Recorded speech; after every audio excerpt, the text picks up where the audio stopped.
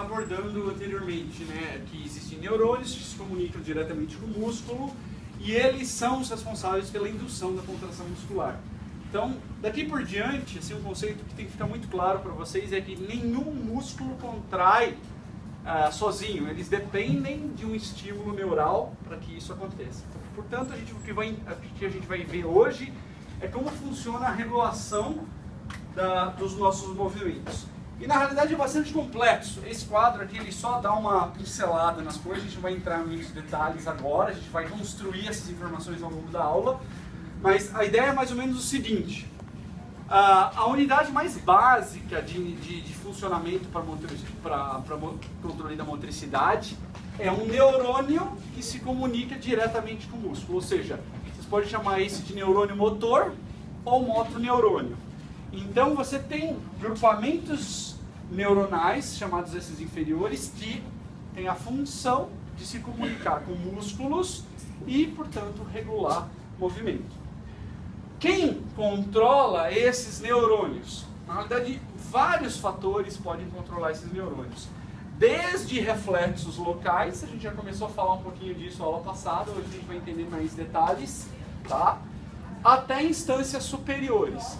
E essas instâncias superiores, pessoal, entendam como o tronco encefálico e principalmente regiões do prosencéfalo, que incluem o córtex cerebral, os núcleos da base e o cerebelo.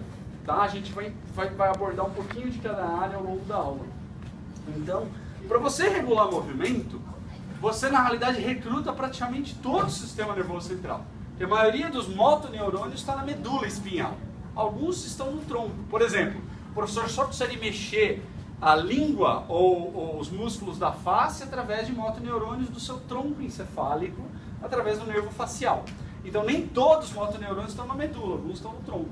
Então você vai utilizar estruturas do tronco encefálico, da medula espinhal, do cerebelo, dos núcleos da base, córtex cerebral e incluindo o tálamo. Então praticamente assim, a maior parte do sistema nervoso ele é necessário para que você regule os movimentos, conforme a gente vai ver em mais detalhes.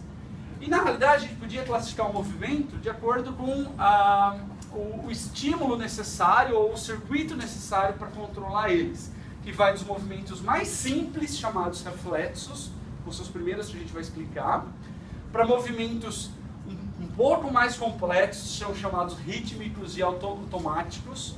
Esses movimentos incluem, por exemplo, a marcha. Andar é uma espécie de um movimento automático, tá? E a gente vai ver mais detalhes sobre isso. Eles requerem um grau maior de complexidade, mas eles podem ser regulados em níveis um pouco mais simples. Finalmente, pessoal, a gente tem os movimentos voluntários. E esses mesmos movimentos voluntários, que, por exemplo, incluem abrir a porta, eles, na realidade, dependem de aprendizagem motora e requerem áreas bastante, vamos dizer, significativas de processamento para que você consiga aprender e posteriormente executar com proficiência esses movimentos. Então a gente vai entender cada um desses três tipos de movimentos e o que regulam eles. Vocês vão ver que, em última instância, muito do que envolve os movimentos reflexos também, de certa maneira, regula os movimentos mais complexos. Só que o que acontece é que, enquanto movimentos reflexos requerem uma parcela menor dessa toda a estrutura neural, movimentos rítmicos dependem um pouquinho mais de estruturas, os movimentos voluntários precisam de tudo isso para que os movimentos ocorram de maneira apropriada e adequada. Tá? Então vai aumentando o grau de complexidade, o número de estruturas envolvidas para o controle de cada um desses movimentos. Vamos começar falando dos movimentos reflexos, que são os mais simples. Como o professor falou para vocês, a regulação do movimento depende de uma interação entre um neurônio e um músculo esquelético. E agora a gente já sabe que esse neurônio está, por exemplo, sob controle de várias áreas do seu sistema nervoso central. Tá? Então, o primeiro neurônio que a gente tem que entender, e ele é chave, sem ele o movimento basicamente não existe, é um neurônio chamado motoneurônio alfa, ou também neurônio motor alfa. De um jeito ou de outro, estamos falando da mesma população de células. Então esses neurônios motores alfa ou motoneurônios alfa, eles residem em 2 lugares de todo o sistema nervoso, né? Central, inclusive. Não existe neurônio motor fora do sistema nervoso central. A maior parte deles está na medula espinhal. Eles, na realidade, compõem uma população importante lá do seu corno anterior, do seu corno motor ventral. Então, lembra que eu falei na aula passada? Se você traçar uma linha aqui no canal central, dividindo a parte de cima e a parte de baixo da medula, a parte de cima é a parte dorsal, sensorial. Lembre que o professor falou que vários estímulos sensitivos chegam aqui nesse corno dorsal, né? Tanto é que tem os neurônios dos gânglios da raiz dorsal que se projetam para a região dorsal. Hoje a gente está falando sobre movimento. Então o movimento ele é gerado através de neurônios localizados na porção ventral da sua medula espinhal. Esses são motoneurônios alfa. E qual que é a função desses neurônios? Vejam só, pessoal. É mandar um axônio que sai pelo ramo ventral da medula espinhal. Ele vai formar um nervo e esse nervo vai fazer sinapse com músculos esqueléticos. Se vocês lembrarem da primeira aula de neuro, a gente falou o seguinte, na realidade existe inclusive especializações aqui entre a comunicação entre o neurônio e a fibra muscular. A gente pode citar o exemplo de placa motora. A placa motora é esse local, essa especialização que permite que a transmissão sináptica de um motoneurônio seja muito eficiente para induzir a contração muscular. Então, basicamente, esses neurônios são responsáveis por induzir a contração muscular. Lembrando um pouquinho das aulas passadas, que neurotransmissores esses neurônios produzem, pessoal? Acetilcolina. Então, todos esses neurônios motores são colinérgicos, ou seja, produzem o neurotransmissor acetilcolina. Portanto, aqui na fibra muscular, a acetilcolina vai ser liberada, vai ativar um receptor de acetilcolina, que é do tipo ionotrópico, mais especificamente ele é chamado de receptor nicotínico. Ele é um canal de sódio que despolariza essas fibras. A despolarização vai causar um potencial de ação no músculo. Esse potencial de ação faz com que o cálcio entre dentro das células musculares e isso vai levar à contração muscular. Então essa é a unidade mais fundamental. Se você cortar esse nervo, você perde o movimento.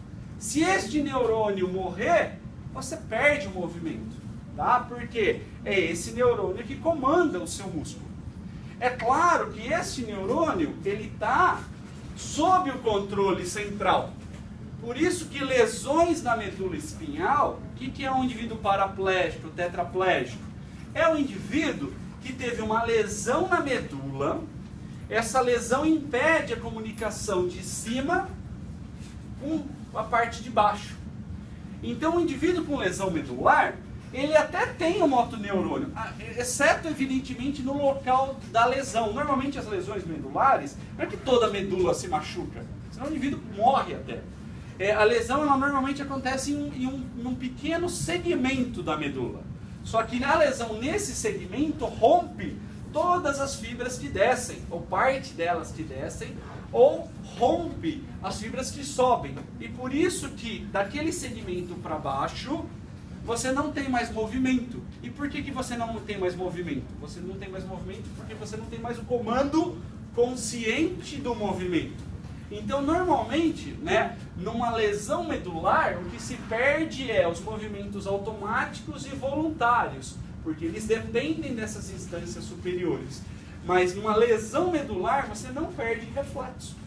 Né? Às vezes você perde reflexo num curto período de tempo, que normalmente é alguns meses, que é causado pelo momento inicial da lesão, que causa uma síndrome chamada choque espinhal, né? Mas isso é temporário e passageiro. Se você fizer estimular o reflexo de uma pessoa, pessoal, você vai ver que essa pessoa ainda responde, porque ela tem a unidade fundamental, que é o motoneurônio e a fibra muscular. Ele só não tem o comando central. Uma coisa interessante é o seguinte, que para que você controle qualquer músculo do corpo, e a gente tem centenas de músculos no nosso corpo, você vai precisar não de um neurônio, você vai também precisar de dezenas, centenas ou até milhares de motoneurônios. E esses neurônios, eles podem ficar divididos inclusive em diferentes segmentos da sua medula espinhal. Então, esses diferentes segmentos formam, olha só, um chamado núcleo motor. Núcleo motor nada mais é do que o conjunto de motoneurônios que inervam um determinado músculo esquelético. Então esse núcleo motor, de novo, é o conjunto de neurônios que vão inervar um determinado músculo do seu corpo. E eles podem estar distribuídos em segmentos diferentes da medula espinhal. Que segmentos? Lembra que o professor falou que a medula ela é subdividida baseado nas suas vértebras? Cervical 1, cervical 2, até cervical 8. Torácica 1, torácica 2, até torácica 12.